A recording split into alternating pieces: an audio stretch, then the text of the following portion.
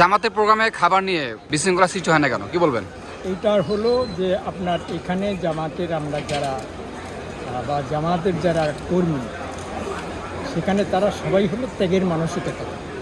তার পাশের লোক আগে পেল কি না এইটার সুযোগ সে দেয়, প্রয়োজনে তার নিজের প্যাকেটটাও সে সারেন্ডার করে। এই কারণে আমাদের এখানে কারণ এইখানে প্রথমত হচ্ছে আজকে আমার ফার্স্ট আসা এরকম একটা প্রোগ্রামে, তো যেটা মনে হয়েছে যে আসলে যতজন খাবারের ডেলিগেট থাকে জামাত ইসলাম সেই সংখ্যক এবং প্রয়োজনে তার থেকে বেশি খাবার প্রস্তুত রাখে, এবং যারা আসে তাদের এই বিশ্বাস থাকে যে না, তারা খাবার যত সময় পেয়ে যাবে।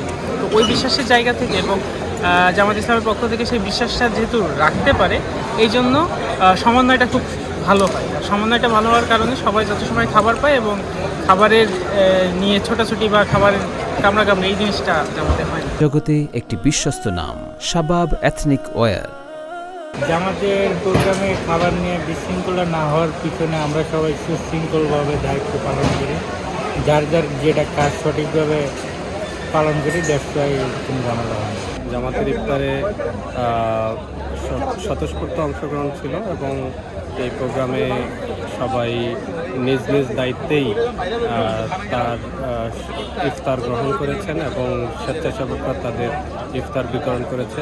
এখানে হৈহুল্লোড় বা অন্য কোনো সংগঠনের প্রোগ্রামে যেভাবে ইফতারকেই কেন্দ্র করে উপস্থিতি বা আলোচিত থাকে, সেই দিকটা গুরুত্ব না পেয়ে এখানে একজন ভাই আরেকজন ভাইকে সহযোগিতা করা, অন্য ভাই আগে ইফতার পেয়েছেন কিনা, এই কালচারগুলো আমরা দেখে থাকি আর কি। আসলে হচ্ছে যে আমরা আমাদের যে রমাদান কারিম তো শিখাই হচ্ছে ত্যাগ, কোরবানি। হ্যাঁ, আর ইসলাম হচ্ছে তাআওয়ানু আলাল বিররি ওয়াত তাকওয়া ওয়ালা তাআওয়ানু আলাল ইসমি ওয়াল উদওয়ান, যে ভালো কাজের ক্ষেত্রে প্রতিযোগিতা করতে বলছে আর অন্যায় কাজে সেটা বাধা দিতে বলছে। তো আমরা সবসময় অপর ভাইয়ের অগ্রাধিকার দিই, ঠিক না? মানে আমরা যে সবসময় চেষ্টা করি যে আমার পাশের ভাইটা পেলো কিনা আর কি, সে তারটা এনশিওর হইলে এরপর আমার কাছে যদি আসে তো আলহামদুলিল্লাহ, না আসলেও আলহামদুলিল্লাহ।